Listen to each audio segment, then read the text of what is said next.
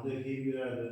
Biz uni umumayman dedik. Agar bo'lmasa dedik, garov deb boshqa narsa bermaymiz dedik.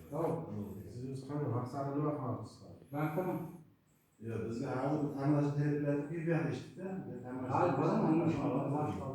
Kiyib ichishamiz. Maqsadsiz bo'ladimi? Maqsadsiz bo'ladi. Maqsad yakti yo'q, shu maqsad shuda. To'g'ri. Beriladigan kreditning maqsadi bor.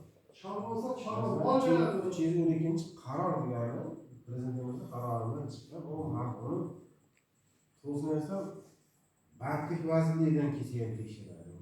Bandlik vazirligi. Moliya vazirligiku takta bu pulni egasi u pastdan kelib tekshiradi. Undan keyin prokuraturga o'rganib chiqadi. Hamma uni tashkilot 312 qilingan maqsadini bor o'rganib ko'radi. Agar o'sha biz pulni qo'yib chiqaradigan bo'lsa, qo'yimiz shu darajada qo'yib bo'lmasa, shaxs fakturada yozilgan erkin qo'yib bo'lmasa, sizga chora ko'rasiz.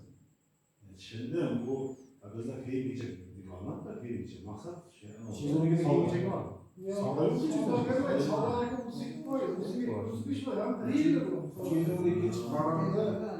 Savdo degan joyi yo'q.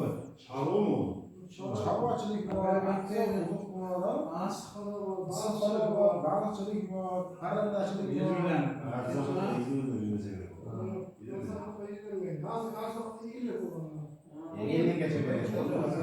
har bir yo'nalishiga qarab siz aytayotganingiz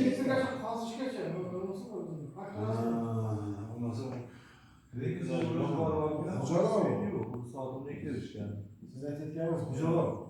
Buni o'zingiz band qilish degan joylar bormi? Hech yaxshi yigit ma'lum.